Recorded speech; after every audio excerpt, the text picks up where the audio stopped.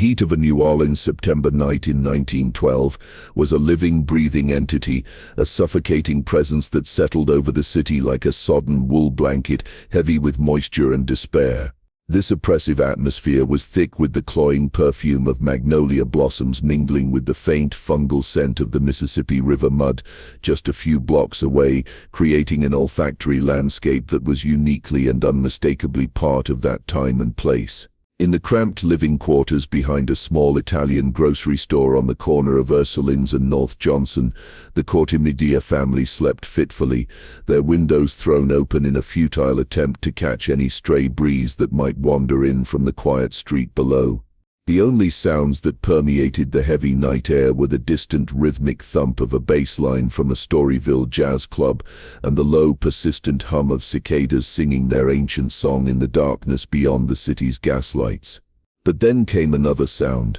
a sound that did not belong to the city's normal nighttime chorus, a soft, deliberate scraping at the back door that spoke of patience and malicious intent rather than random chance or accident. It was the grating of a chisel being worked with meticulous patience into the wooden door frame, a sound almost mechanical in its precision and steady rhythm that spoke of someone who knew exactly what they were doing and had done it before. The door finally gave way with a quiet, splintering crack that was immediately swallowed whole by the heavy, humid night air, leaving no witness to mark this violation of the family's sanctuary. What followed inside that dark room was not a simple robbery, not a crime of passion or sudden violence, but a calculated slaughter that seemed to serve no purpose other than the infliction of terror and pain. The attack was a frenzy of brutal violence, executed with a grotesque and intimate tool that seemed chosen for its personal nature, a straight razor wielded not with surgical skill but with raw butchering force that spoke of overwhelming rage or complete emotional detachment from the humanity of the victims.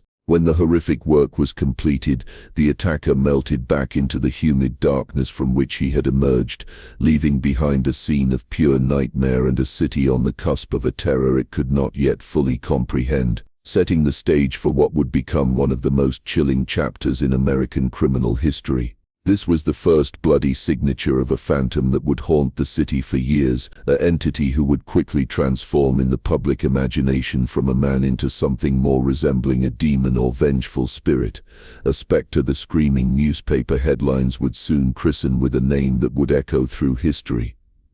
The Axeman of New Orleans. His reign was not a brief spree of violence but a slow-burning plague that gripped New Orleans for years, creating an atmosphere of sustained terror that became woven into the very fabric of daily life for the city's residents, particularly those of Italian descent who found themselves specifically targeted by this mysterious killer. The Axeman revealed himself to be a creature of distinct pattern and ritual, a predator who turned the supposed safety of the home into a lethal trap, demonstrating that no one was truly safe anywhere, not even in their own bedrooms in the dead of night. His method was always terrifyingly the same, and that very consistency became a source of his paralyzing power over the population. He would gain entry by chiseling out a single precise wooden panel from a rear door, slipping into the house like smoke or shadow, a silent and unwelcome visitor in the time when people were at their most vulnerable. His victims were almost exclusively Italian grocers and their families,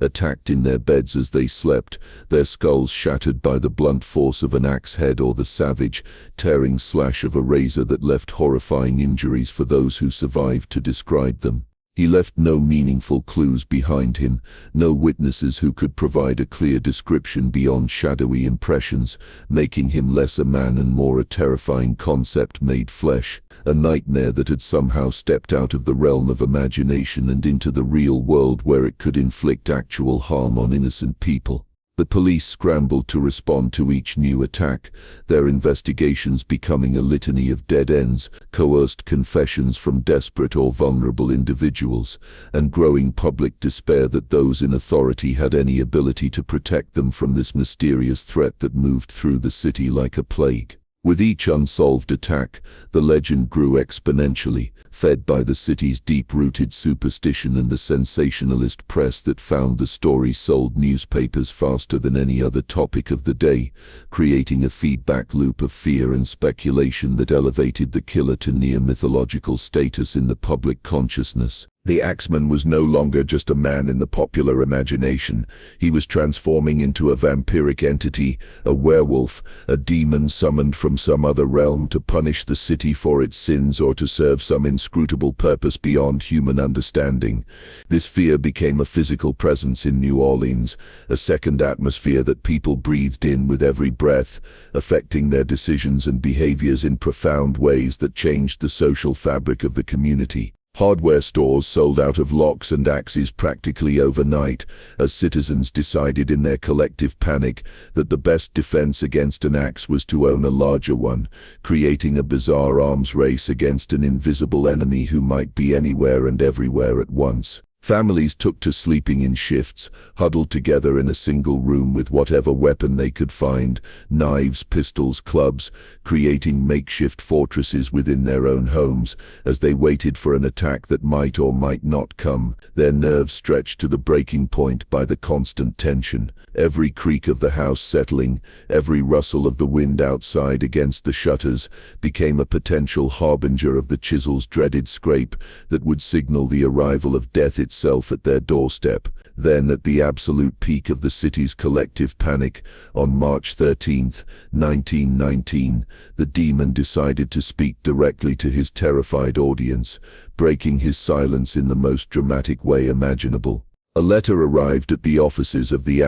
New Orleans Times-Picayune *, a document so bizarre and terrifying in its content that it could have been ripped from the pages of a penny dreadful novel rather than existing as an actual communication from a real person. It was typed, boastful in its tone and utterly inhuman in its perspective and claims, reading like something from a gothic horror story rather than a criminal communication. It was signed by the Axeman himself, who used the letter not to confess or explain, but to further embellish the terrifying mythology that had grown around him, adding new layers to the legend that already had the city in its grip. He declared in no uncertain terms that he was not a man at all, but a demon from the hottest hell, a supernatural entity who had come to Earth to carry out some dark purpose that mere humans could not possibly comprehend in their limited understanding of the universe. He announced that he would once again visit his wrath upon New Orleans the following Tuesday night,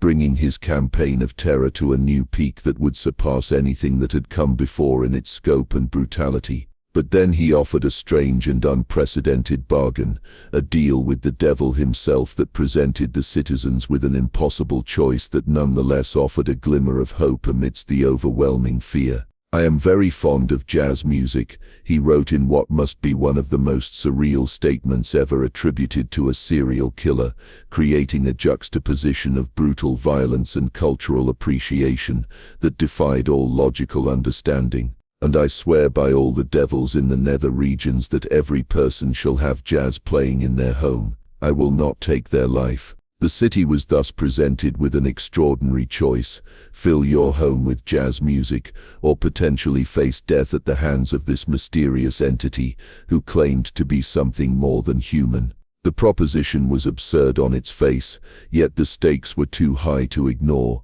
creating a mass psychological experiment played out on the scale of an entire city. On that appointed Tuesday night, New Orleans did not sleep. It played jazz in what remains one of the most surreal nights in American history, a collective act of both defiance and submission that transformed the city into something resembling a waking dream or nightmare. From every house, every apartment, every corner bar and establishment, the sound of frantic, desperate jazz poured into the streets, pianos, trumpets, clarinets and drums, creating a discordant, cacophonous symphony of collective terror that must have been both beautiful and horrifying to witness. The entire city had become an orchestra playing for its very life, each note a prayer for safety, and each rhythm a heartbeat counting down the minutes until the danger would theoretically pass. It was the night an entire city played for its survival, buying protection from an unseen predator with the currency of music,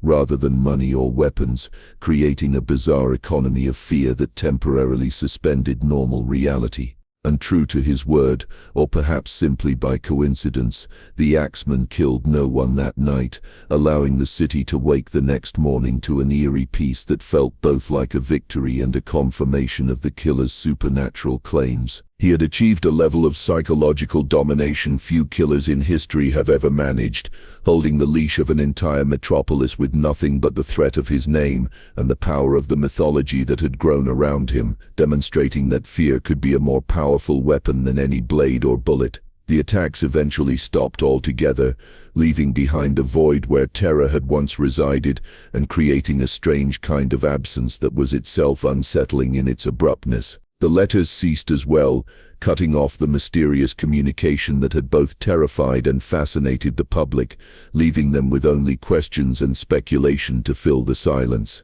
The Axeman simply dissolved back into the legend he had so carefully crafted and cultivated, leaving behind a permanent scar on the city's soul and a mountain of unanswerable questions that would linger for generations. The official suspect eventually became a man named Joseph Mumfre, a violent career criminal with a history of brutality who fit some aspects of the profile but lacked the sophistication the letters had suggested. Mumfre was later shot and killed on a Los Angeles street by the widow of one of the Axeman's victims, who claimed he was indeed the killer and that she had delivered the justice the system had failed to provide. With his death, the case was conveniently considered closed by authorities eager to put the nightmare behind them and move on to other matters, creating a tidy ending to a messy and complex story. But the evidence against Mumfre was always thin and circumstantial at best, relying more on convenience than concrete proof,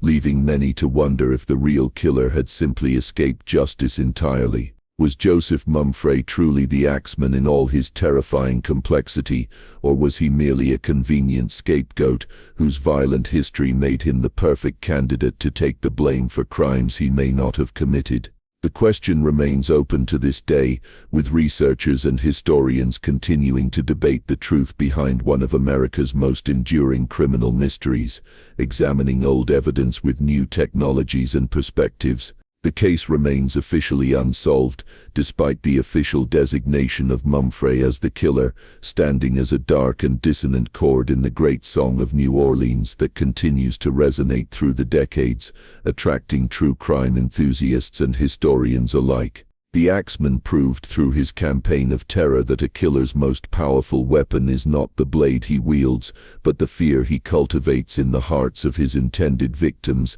and the community at large, demonstrating the power of psychological warfare long before the term entered common usage. He became a terrifying folk tale told to children, a cautionary tale about locking doors and being aware of one's surroundings, a bogeyman whose story was passed down through generations as both history and warning. His true name and identity we will likely never know with certainty, lost to time and the imperfections of historical investigation, leaving us with only the legend and the unanswered questions. He remains frozen in history as the demon who demanded jazz and was paid in the currency of a city's terror, a supernatural entity who may have been all too human in his brutality and manipulation. What do you believe was the true identity and ultimate fate of the Axeman of New Orleans, and why did he specifically target the Italian immigrant community in his attacks? Was the story of Joseph Mumfre a tidy ending manufactured by authorities desperate to close a terrifying chapter in the city's history, or did he genuinely represent the solution to the mystery that had held New Orleans in its grip for years? Share your theory in the comments below. The archives of the Penance Files are always open for discussion and speculation from our community of mystery enthusiasts. And if you believe that some stories must be told and retold so that the fears of the past are not forgotten and the lessons they contain remain available to future generations, subscribe and tap the notification bell to join us for our daily explorations into history's greatest unsolved mysteries. Tomorrow we open another file from the archives. Thank you for listening.